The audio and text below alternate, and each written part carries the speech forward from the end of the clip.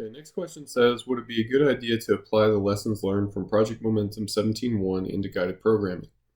Specifically, I'm referring to the finding that it may be better for people who are good at low reps to do high rep sets, while people who are good at high reps may be better off doing low rep sets. I was in the low rep group based on the 80% test done in the beginning. Would it be wise to bump up the reps by 1 or 2 for the prescribed lifts? So if the programming calls for 5 reps at a 9, I would increase it and work at 7 reps at a 9. That's a really interesting question. And like all interesting questions, the answer is it depends. So in this case, you're talking about modifying the intensity of the program, which for a lot of programs, pretty much all the programs, I suppose, that will work up to a point.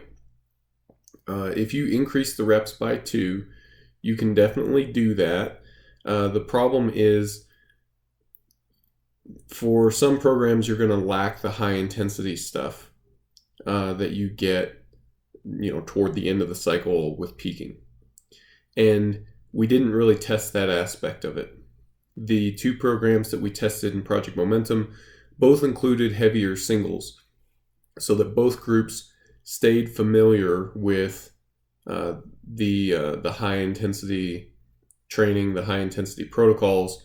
They were both familiar with heavy weights. That's an important distinction. So if you just simply plus up the reps by 2, you can do that in more developmental, early stage training blocks, but later on you'll run into some issues with it. So if you want to test that out, then you could try it, but then remember to stop doing that for, say, the last month to 6 weeks, so that you can get that high intensity familiarity again. Other groups are going to have a different problem, and it's going to come a little bit more directly.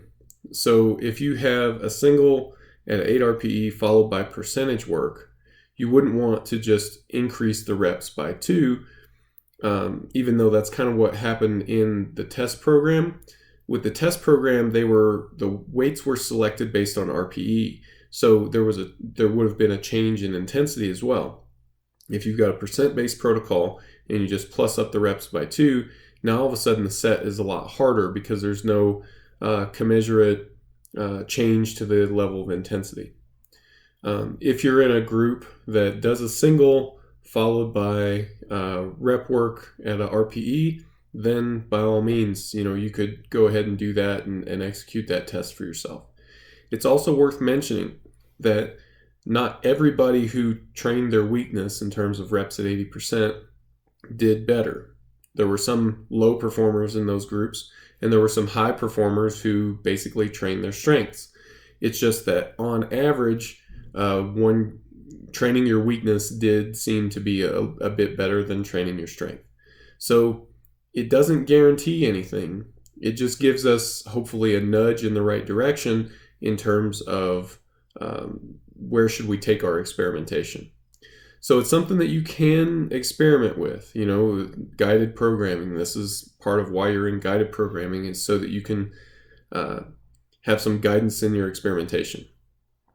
So yeah, if you're interested in it, go for it. At the same time, if you prefer not to mess around with stuff like that, don't feel obligated to. I can put you in different training groups that reflect what we've learned from Project Momentum. So if you're in a specific training group and it's not working that well for you, and you know something about yourself, like, hey, I'm low reps at 80%, that's good information for me to have, because it can help guide our placement of you into a different training group.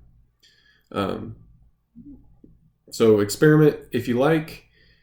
If you're not so inclined for the experimentation stuff, that's fine. Just let me know what you know, and we'll hopefully place you in a training group that gets you better results.